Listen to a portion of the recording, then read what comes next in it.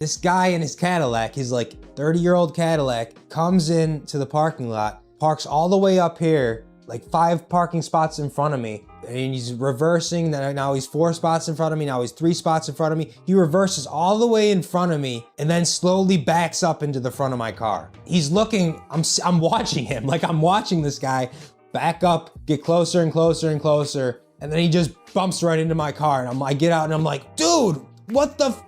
And then he's like, oh bro, I'm sorry. It just bumped it a little. And I'm like, no worries. I didn't see any damage, so I was like, no worries. But this guy could have parked in any of the other spots, but he decides to park in front of me and get as close as possible and bump right into my car. So I would say that is characteristically an incompetent person, because he's like not paying attention, not focused on the things around him. He's like sloppy, like he was either high or something, or on something where it affected his judgment. But this is just an example. There are people like this everywhere, and there's always scenarios like this that can happen. So that's why you need to be extra competent. When I say masculine competence, it does not just mean men, okay? Even if you're a woman, I'm saying, or any other gender, this masculine competence is about not being passive and letting things slip over your head, fly over your head, and actually asserting yourself so you get the answers you want. Actually asserting yourself so you're not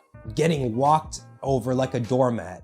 You know, a lot of these women should start saying no, because, you know, they're givers, and a lot of these women give a lot. Men walk all over them and treat them terrible. You know, a lot of them have a passive nature. And I'm saying, don't do that. Don't be like that. You have to be competent, and you have to be assertive in certain situations and not let people walk all over you. Because if you let people treat you like a doormat and walk all over you, you're gonna walk all over yourself. And that is not acceptable. You have to be able to stand up for yourself and stand up for what you believe in. And this takes a certain amount of masculine competence. This takes you being assertive and not being passive, because feminine energy is more like passive, you know, victimhood. Victimhood, I mean by like when your husband goes off to war and your husband dies, and then you're left alone with the kid back in the day, right? That's what I mean by victim. They are a victim really of that circumstance, because their husband, the person they decided to build a life with, he ends up going to war or something, and then he dies, and then they're left with the kid, and they're left with all these problems, and everything's left on their shoulders. So that's what I mean by victim,